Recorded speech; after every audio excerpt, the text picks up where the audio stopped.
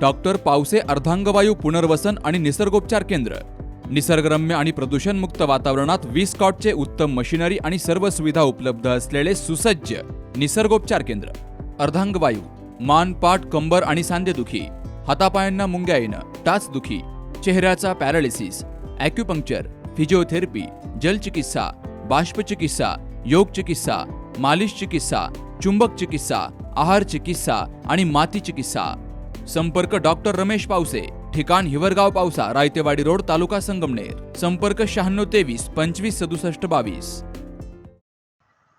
राहुरी शहरातील विद्यामंदिर प्रशाला शाळेतील विद्यार्थ्यांची सहल घेऊन जाणारी बस चिंचोली फाटा या ठिकाणी नगर मनमाड महामार्गावर शेतात पलटी झाली. 17 डिसेंबरला दुपारी 3 वाजता ही दुर्घटना घडली आहे.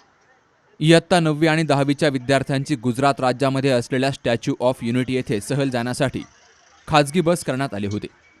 तर नगर मनमाड महामार्गावरून ही सहलीची बस निघाली असता ती बस अचानक शेतामध्ये पलटी झाल्यामुळे विद्यार्थी आणि शिक्षक घाबरून गेले. विद्यार्थ्यांचा एकच आरडाओरडा झाला. त्यानंतर स्थानिक नागरिकांनी मदतीसाठी धावत विद्यार्थ्यांना सुखरूप बाहेर काढलं.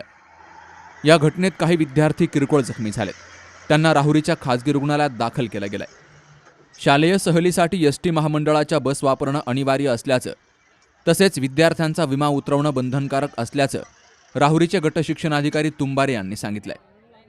या सहलीसाठी शिक्षण विभागाची परवानगी होती की नाही हे मात्र अजून गुलदस्त्यात आहे. सुहास जाधवसह शरद पाचरणे, सी न्यूज मराठी, राहुरी.